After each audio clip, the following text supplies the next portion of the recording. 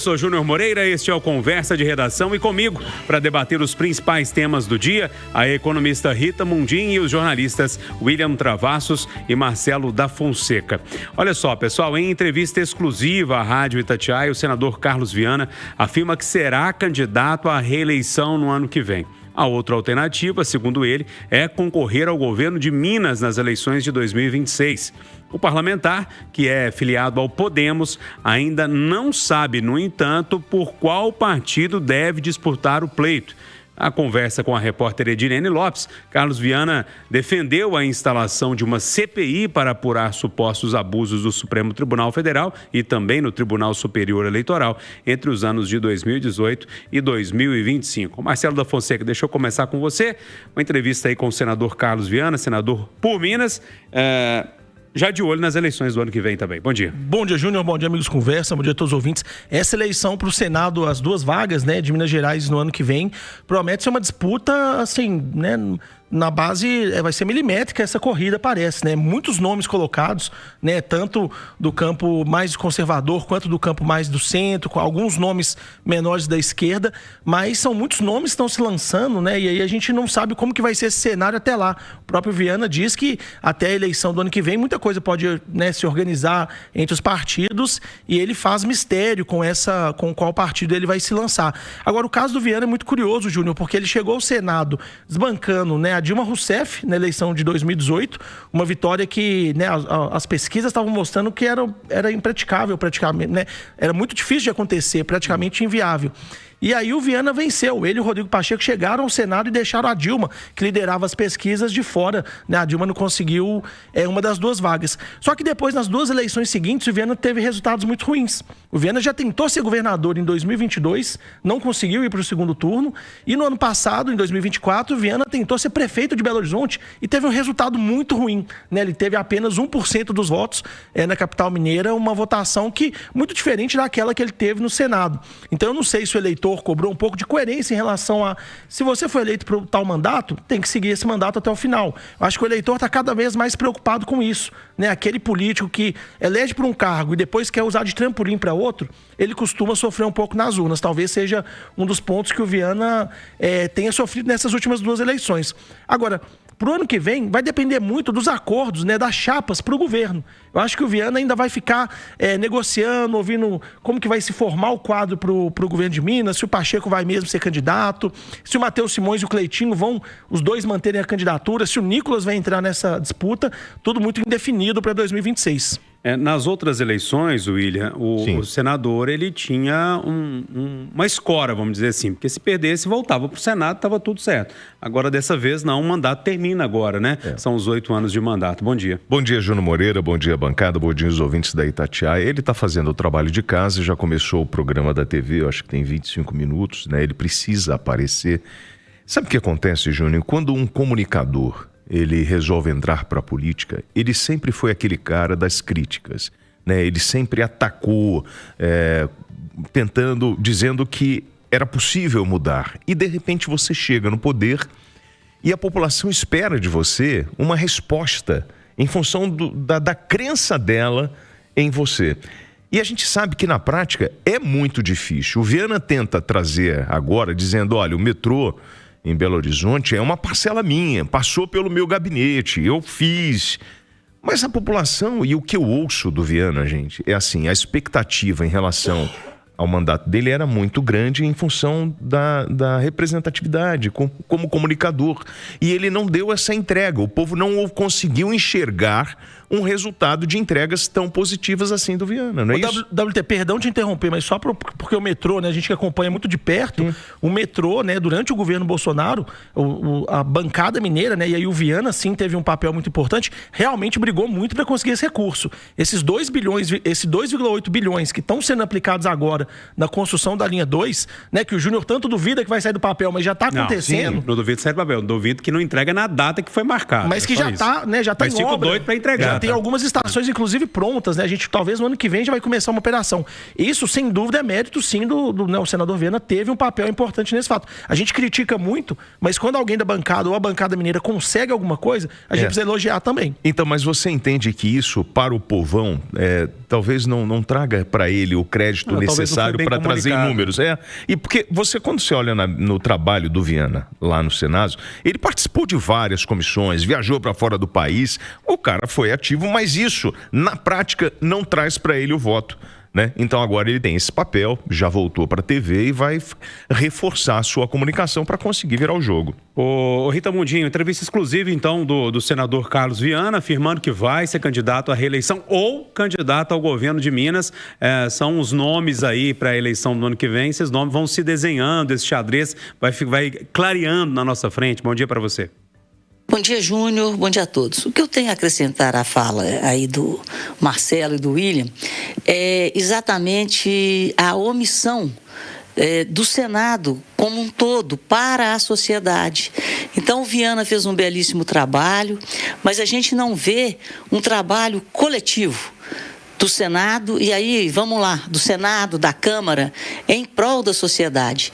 Então, o que a gente tem são pessoas que se destacam em alguns assuntos, em um país que está polarizado e onde o foco principal é a eleição presidencial. Então, para a sociedade que fica esperando os legisladores e os revisores se colocarem a favor dela durante todos os dias, durante todo o tempo, a gente não teve colheita nenhuma. Foi como se houvesse uma plantação e a colheita desses mandatos, aí eu estou generalizando, ela não veio para a sociedade. Assuntos sensíveis não foram colocados, não foram revisados pelo Senado, assuntos sensíveis não foram votados pela Câmara e nós ficamos órfãos daqueles que nós votamos como os nossos representantes. Então, a gente tem que fazer uma reflexão sobre o papel do Senado, da Câmara, do Congresso, enquanto instituições que estão lá para trabalhar, para melhorar a vida do cidadão brasileiro. Olha só, pessoal, o integrante da Galocura, Yuri Ramon Pereira de Oliveira, acusado de matar o torcedor da Máfia Azul, Rodrigo Marlon Caetano Andrade, foi condenado a quase 50 anos de prisão. O crime aconteceu antes do clássico Atlético Cruzeiro em 2022, no bairro Boa Vista, na região leste de Belo Horizonte. O ouvinte mais atento vai lembrar desse caso noticiado. A gente falou muito aqui, inclusive, no Conversa de Redação. O condenado, William, que está foragido, não compareceu ao julgamento, mas enviou um vídeo confessando o crime. Bom, a gente está vendo uma punição em torno de uma questão da nossa sociedade que a gente fala há muito tempo aqui, e dá um certo, não sei se é alívio a palavra, mas talvez a gente fique com um sentimento de, parece que agora essas punições estão acontecendo em torno desses casos, porque antes era tratado muito como uma coisa diferente e tal, era futebol, e agora não, a mão pesou. Caía sempre na conta da torcida organizada e não do CPF do sujeito. Então, eu acho que é uma punição exemplar, eu acho que manda um recado pro baderneiro, aquele que quer ficar se digladiando no meio da rua, entenda, você não pode fazer isso. Você pode torcer pro teu time, você pode, curtir a partida de futebol, mas não pode matar o outro no meio da rua ou ficar atacando pedra, destruindo ônibus, porque você será responsabilizado. Esse é o recado do Estado. Ô Rita, não caiu agora no CPF e a mão foi pesada da Justiça, mas a gente não pode esquecer que são envolvidos, além do CPF, duas torcidas organizadas que a gente fala muito aqui, a Galocura e a Máfia Azul.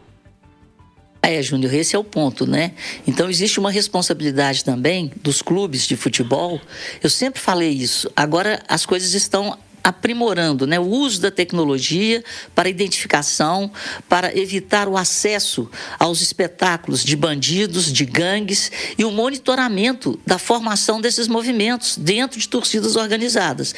Então, aí cabe muito um trabalho de inteligência dos clubes, com a polícia, com quem for, mas no sentido de fazer com que quem ama o futebol, quem ama o espetáculo, possa participar participar de um evento esportivo e não sair de casa sabendo ou sem saber se volta, dado o grau de violência que está sendo levado, né, aos estádios brasileiros, às ruas do país, em função ou em nome de um time que não tem nada a ver com o grau de selvageria e de bandidismo praticado por torcidas organizadas, que no fundo são verdadeiras gangues. Então é um combate sistemático, né, diário a esse tipo de formação de grupos de violência. Então vamos aprimorar e que a justiça puna quem comete crimes, e são crimes bárbaros, né? Matando um torcedor em nome de um time, isso não existe, é muito além disso. Marcelo, a morte aconteceu num confronto entre essas duas torcidas citadas, Galocura e Máfia Azul. E agora o CPF foi punido. A gente pede há muito tempo isso aqui também, né? Da punição da pessoa, que a pessoa não possa entrar no estádio, que ela seja punida quando acontecer uma briga, quando acontecer uma morte, que é um crime muito mais grave, sim, ir para a cadeia. Mas a gente também não pode, eu vou insistir com você, a gente não pode esquecer o nome dessas torcidas, porque parece que dá um sentimento de força a esses torcedores, e isso tudo que a gente está falando acaba acontecendo. Importante uma punição exemplar, Júnior, porque eu sinto que tem muito bandido que usa, né, o futebol como forma de extravasar ou até de algumas rixas locais, brigas de gangues locais para justificar alguns atos de violência. Então é muito importante que a justiça, né, tenha esse tipo de punição exemplar e dura para que sirva de lição. Aquele torcedor, né, entre aspas aqui, bandido travestido de torcedor, que usa o futebol, uma coisa tão legal, né, da sociedade brasileira, né, a paixão pelo futebol, para extravasar esse tipo de violência, né, precisa sim ter uma punição exemplar, porque isso está estragando, né, o divertimento, né, de milhões de pessoas. O clássico, né, Atlético Cruzeiro, sempre foi, desde criança sempre vi o clássico como um dia especial. E aí parece que cada vez mais foi se tornando mais violento, né? As brigas foram acontecendo ou no estádio, depois quando a polícia começou a cercar mais o estádio, começaram a acontecer nas estações de metrô, começaram a acontecer nos bairros, eles começavam a combinar essas brigas, e aí cria um problema para a sociedade inteira, para a cidade inteira, porque vira, né, uma confusão, né, no meio da cidade. Importante a gente falar, desculpa ser bem chato com esse tema, que esse torcedor foi morto baleado. Arma de fogo, mais uma vítima de uma arma de fogo num confronto de torcidas. Essa arma não podia estar com esse cidadão. Essa arma de fogo não deveria estar na mão desse cidadão, e aí foi usada durante uma briga de torcidas organizadas, tem uma vítima fatal. Aproveitando que o Marcelo fez esse complemento, eu só queria dizer o seguinte: a gente está esquecendo que esse malandro está foragido. E esse cara tem que ser preso e responsabilizado. E aí a gente tem que mobilizar o Estado e cobrar. Esse malandro precisa ser preso, até para que ele possa responder. Porque não adianta dar 50 anos de cadeia para ele e ele ficar gravando o videozinho, mandando para julgamento. Ele precisa sentar lá dentro do sistema penitenciário. E sentar mesmo, que não vai ter espaço para deitar, não, né? Ô, Júnior. Oi, Rita. Na hora que você fez a pergunta para o Marcelo, eu captei a sua essência e eu gostaria de fazer uma observação. Quando você fala, né, da questão do CPF e da força das torcidas, da Máfia Azul e da Galocura, a gente tem sim que punir o CPF para não deixar que esses CPFs tirem. Porque essas torcidas, por exemplo, eu sou atleticana, né, muito atleticana, completamente atleticana. Então você tem os hinos da Galocura, você tem os cantos da Galocura, que são ritos, e aquilo traz força, traz uma espécie de fidelização, de identidade. Então nós não podemos deixar que um criminoso extermine a identidade de uma torcida com o seu time, porque torcer é muito bonito. Então essa força que as torcidas, que a Máfia Azul, que a Galocura, elas passam para o time e para nós, na hora que a gente está lá na arena cantando, é tudo muito bonito. Então nós temos sim que punir o CPF e preservar essa magia da torcida. Olha só, pessoal, transferido para o presídio de Caeté, na Grande BH, o empresário Renê da Silva, preso por matar o gari Laudemir de Souza, divide cela agora com Matheus França. que todo mundo vai lembrar desse nome, né? Matheus França é o autor, confesso, do homicídio da mãe, aquela professora, aquele caso que a gente acompanhou muito aqui. Depois o corpo foi colocado ali naquele caminho para a Serra do Cipó. Fontes da Itatiaia confirmaram que somente a dupla ficará na cela sem outros presos. Os dois estão sendo ameaçados por outros presos e, por isso, essa transferência para a cidade da região metropolitana. William. Bom, estão no seguro, gente. Achar que o sistema penitenciário está isolado do mundo é um grande equívoco. Toda a informação do mundo do crime passa no sistema penitenciário. E aí o coletivo sabe, né, tem conhecimento dos dois casos. Se essa turma pingar no meio de uma cela com um monte de preso condenado, filhinho, eles vão aplicar a lei do crime. E o Estado é responsável pela integridade física desse senhor, que inclusive na audiência de custódia ontem falou que estava dormindo no chão, sem colchão. Aí o sistema penitenciário falou, não, mentira. O que na verdade o discurso dele é porque ele quer uma regalia, ele quer ficar num lugar diferenciado, longe dos presos. Ele ainda falou assim, não, eu passei por um constrangimento, eu fui obrigado a agachar 3 vezes. Mas claro, para saber se tem alguma coisa no seu corpo, meu filho. É procedimento padrão. O senhor está preso, o senhor é suspeito de um homicídio contra um trabalhador. Agora, Rita, se ele queria a regalia, como o William falou, ele conseguiu, né? Porque aí ele vai ficar numa cela só com 2 presos. No sistema penitenciário, todo mundo sabe que não é assim. Numa cela para 3, para 4, cabem 10, 15, 20 pessoas. Vai ter uma certa regalia, né? Pois é, Júnior, eu fico assim, é um negócio, né? É impressionante. Quando a gente olha o criminoso e a forma, a postura, o pedido por direitos, por regalias, e a gente, né, do lado de cá, sofrendo com a falta de segurança, é um negócio assim, parece que a gente está num mundo surreal. Não, isso para mim foge da realidade. Está completamente fora da realidade a forma, né, que a sociedade tem sido, entre aspas, tratada ou quase que abandonada, né? E aí eu não quero aqui colocar nesse mesmo rol as forças de segurança, porque elas fazem o que podem dentro daquilo que elas têm. Mas por outro lado, o bandido quer sempre mais. E pior que ele acha que ele tem direito. E quem deu a ele esse pensamento que ele acha que ele tem direito? É essa sociedade onde a gente está vivendo, aonde o bandido pode quase tudo e o cidadão, o trabalhador, pode quase nada.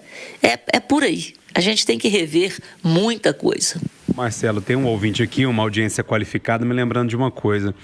O fato dele ser marido da delegada aumenta o risco dele ainda mais também por causa dos outros presos, né? Mas a punição tem que ser muito exemplar, viu, Júnior? A gente falou desse integrante da loucura no caso anterior, que teve essa punição exemplar nesses 2 casos, né? 2 crimes revoltantes, completamente abjetos, né? Tomara que a punição para esses 2 criminosos seja um exemplar.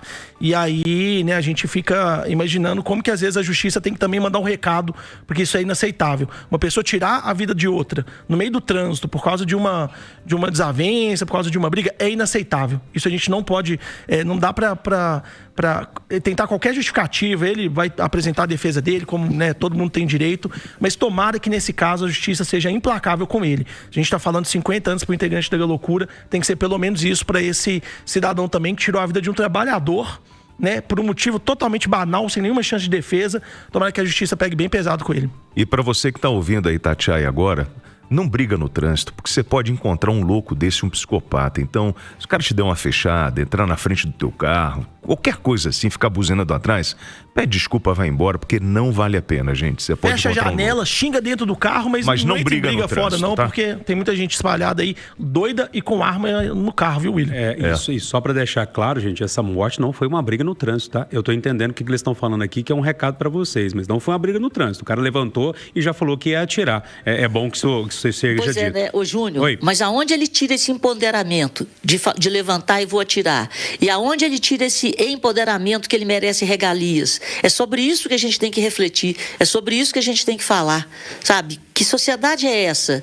Né? Porque ele se empoderou, sacou como se fosse normal. E depois é preso e acha que tem regalia. Ponto final, nosso Conversa de Geração, que teve o William Travassos, Marcelo da Fonseca e a economista Rita Mundim.